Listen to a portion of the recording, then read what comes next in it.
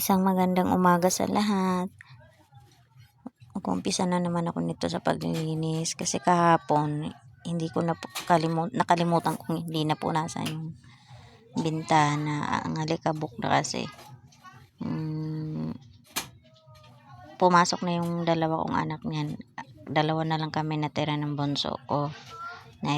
Pinatulog ko pa siya ulit kasi maaga siya nagising. Sumabay kasi siya ng gising sa estudyante kong dalawa.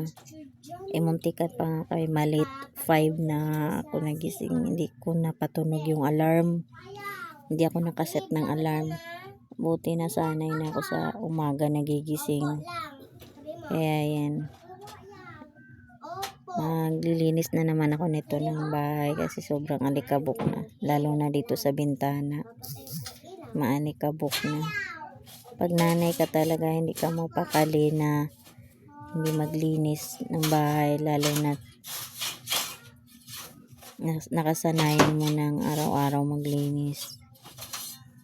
Sa akin, ito lang naman, madali lang naman mga gawain. Kasi nagpalit na ako ng kurtina niyan. Nung nakaraang araw, nagpalit ako ng kurtina. Binago ko na naman.